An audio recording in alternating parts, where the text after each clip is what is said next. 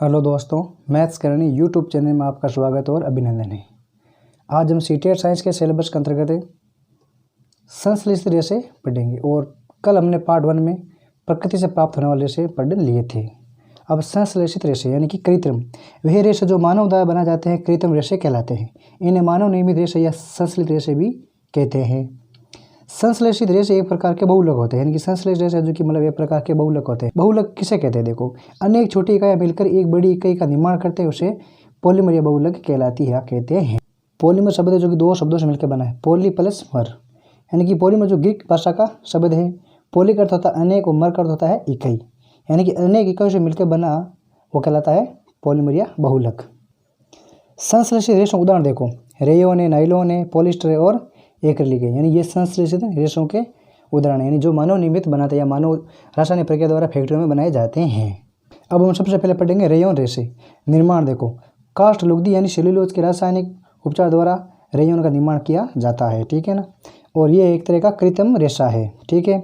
और विशेष देखो, यानी कि रेशम के समान इसकी बुनाई की जाती है और ये प्राकृतिक रेशा से सस्ता होता है। और इसके उपयोग देखो, चादर है, कालीन है और गलीचा बनाने में रेयोन का उपयोग किया जाता है। अब है नाइलॉन, यानी इसका निर्माण हुआ था 1931 में और ये कोयले, जल और वायु के द्वारा इसका निर्माण हुआ था या मतलब इसका निर्माण किया जाता है किसका? नाइलॉन का।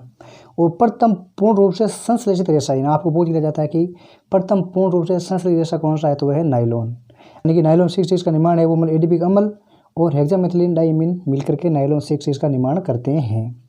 अब देखो नाइलॉन की विशेषता, यानी कि प्रबल होता है, प्रत्यास्थ हल्का होता है, चमकीला और धुलने में सुगम होता है, यह नाइलॉन की विशेषता है।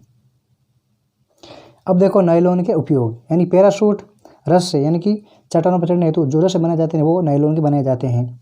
जुराब है, तंबू है, दांत ब्रुश है वो भी नाइलॉन बनाए जाते हैं। कारों के सीट बेल्ट वे भी नाइलॉन बनाए जाते हैं। और स्लीपिंग बैग, यानी कि सोने के लिए जो बैग होता है ना उसका ऊपर दे, ये सभी वो नाइलॉन बनाए जाते हैं। और नाइलॉन का तार इस्पात के तार से अधिक प्रबल होता है, ठीक है। प्रबल यानी मजबूत होता है, यानी कि नाइलॉन का तार है वो जो इस्पात के तार से भी मजबूत या प्रबल होता है, कठोर होता है।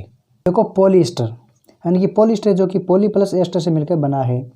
ये एस्टर की इकाइयों की पुनरावृत्ति से बनता है, यानी कि एस्टर इकाई है ना वो बार बार इसकी पुनरावृत्ति होती है, इससे वो पॉलिएस्टर का निर्माण होता है।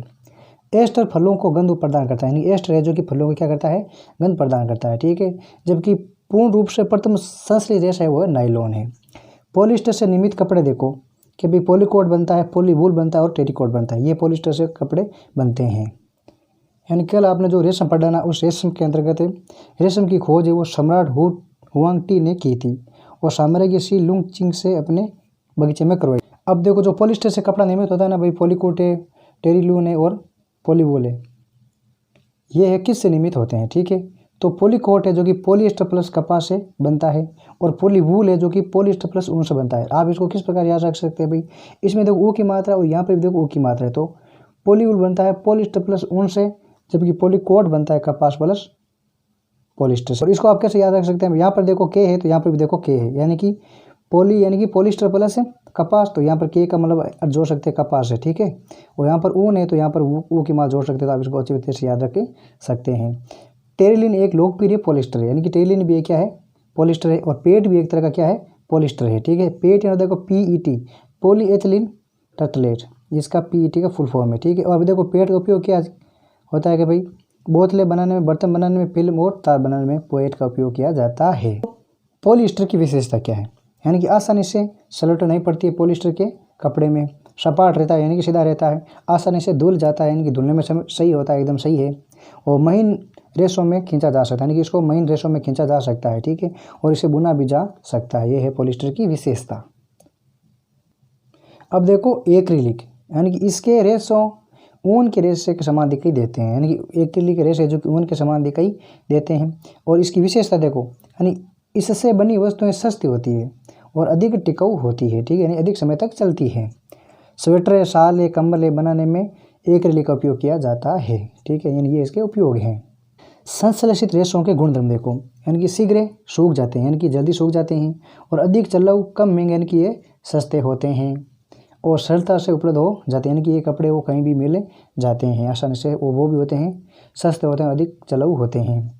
संश्लेषित रेशों की सीमा यानी हानि, इनकी कमियां क्या देखो, यानी कि गर्म करने पर पिघल जाते हैं क्योंकि आग लगने पर सही पर चिपक जाते हैं। यानी कि ये संश्लेषित रेशे या कपड़े हैं जो गर्म करने पर पिघल जाते हैं और आग लगने पर सही से चिपक जाते हैं। और पानी कम सोखते हैं, यानी कि कभी कभार जब सही पे बहुत ज़्यादा पसीना आता है तो ये पसीना को कम सोखते हैं, तो आपको समझ लेना चाहिए कि ये पॉलिस्टर का कपड़ा है। अब देखो प्लास्टिक, यानी कि आपने रेयोन है, नायलॉन है, पॉलिस्टर और एक्रिलिन पढ़ लिया। आप पढ़ेंगे प्लास्टिक। ये भी संश्लेषित मानव निर्मित रेशा या मतलब मानव निर्मित है। जैसे कुर्सी है, बाल्टी है, खिलौने, ये सभी है वो मतलब प्लास्टिक की बनाई जाती है, प्लास्टिक की बनी होती है। प्लास्टिक भी एक बहुलक है, ठीक है। प्लास्टिक में इकाइयों की व्यवस्था एक प्रकार की नहीं होती है, यानी ये रेख या तीर के क्रमबद्ध में होती है। पॉलीथीन, पॉली प्लस एथीन, यानी इससे पॉलीथीन का निर्माण होता है और ये सामान्य पॉलीथीन की थैलियाँ बनाने में उपयोग आता है या काम लिया जाता है। देखो प्लास्टिक दो प्रकार का होता है, थर्मोप्लास्टिक और थर्मोसेटिंग प्लास्टिक। को थर्मोप्लास्टिक, ऐसा प्लास्टिक जो गर्म करने पर आसानी से पिघल जाए, यानी कि इसको किसी भी आकार में मोड़ा जा सकता है, वो कहलाता है थर्मोप्लास्टिक। यानी कि इसको किसी भी आकार में मोड़ा जा सकता है और किसी भी प्रकार के सांचे में डाला जा सकता है। जैसे देखो पॉलीथीन है, पीवीसी, यानी पीवीसी मतलब होता है कि पॉलीवाइलिन क्लोराइड। इसका उपयोग किसे किया जाता है भाई, देखो खिलौने, कंघियाँ और विभिन्न प्रकार के बड़े पाते बनाने में इसका उपयोग किया जाता है।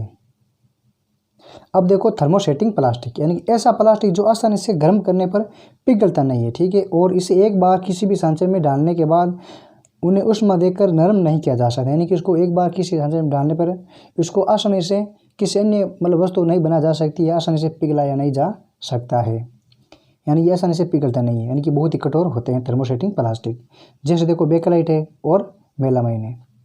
अब देखो बेकेलाइट, यानी कि विद्युत और ऊष्मा का कुचालक होता है। बिजली के स्विच बेकेलाइट के बनाए जाते हैं, वो बर्तनों के हत्थे वो भी बेकेलाइट के बनाए जाते हैं। यानी कि ये बेकेलाइट इतना कठोर होता है कि ये ऊष्मा का कुचालक होता है। बिजली के स्विच भी इससे बनाए जाते हैं और ये बर्तनों के हत्थे भी बनाए जाते हैं। अब देखो मेलामाइन, ऊष्मा को सहन करने की क्षमता बहुत अधिक होती है, किसमें, मेलामाइन में। इसलिए आग बुझाने वाले कर्मचारी की पोशाक वो इसकी बनाई जाती है, यानी कि आग बुझाने जो कर्मचारी होते हैं ना, इसकी पोशाक वो मेलामाइन की बनाई जाती है ताकि आसानी से आग नहीं पकड़ सके।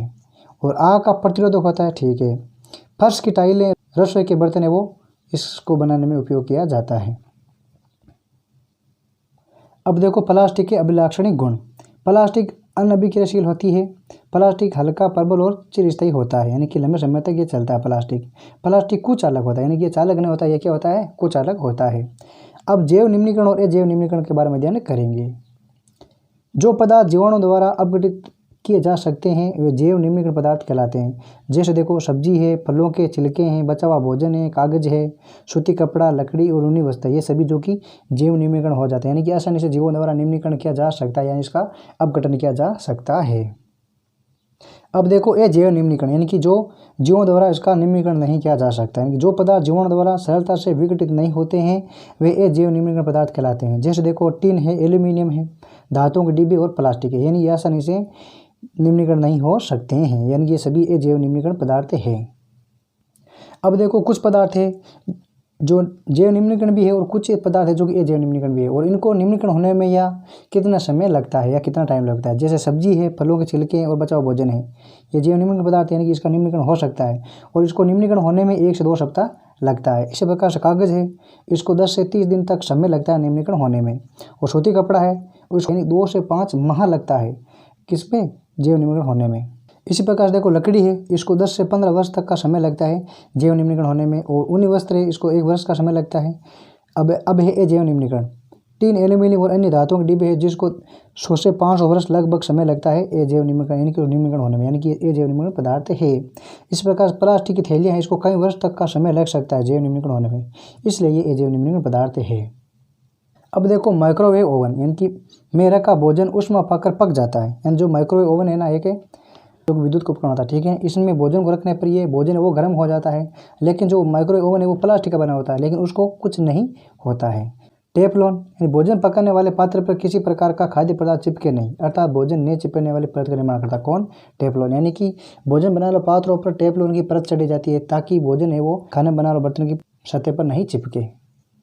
अब देखो 5वां सिद्धांत क्या होता है कि भाई जो प्लास्टिक है ना उसके उपयोग के बारे में बात की गई, ठीक है ना, यानी कि उपयोग कम करना चाहिए, ठीक है। उसके बाद में इसका पुण्य मतलब उपयोग करना चाहिए और पुण्य चक्रित करना चाहिए, ठीक है, और पुण्य प्राप्त करना, और अंत में है उपयोग बिल्कुल नहीं करना चाहिए। तब जाकर हम प्लास्टिक पर नियंत्रण कर सकेंगे और पर्यावरण के प्रदूषण को बचाने में सहायता कर सकेंगे, ताकि जिससे पर्यावरण प्रदूषण नहीं हो। तो इस प्रकार हमने संश्लेषित रेशे के बारे में अध्ययन किया, जिसमें रेयन है, नायलॉन है, एक्रिलिन है और पॉलिस्टर है, ठीक है, और प्लास्टिक है, जिसमें प्लास्टिक थर्मोसेटिंग प्लास्टिक है और थर्मो प्लास्टिक है।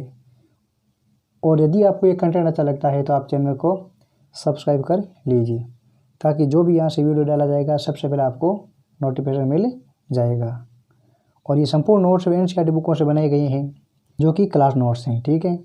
और यदि आपको ये नोट्स की पीडीएफ प्राप्त करनी है तो आप कमेंट करके ज़रूर बताइए। और अब हम मिलेंगे अगले कंटेंट के साथ, तब तक के लिए ओके, थैंक यू, धन्यवाद, थैंक्स फॉर वॉचिंग।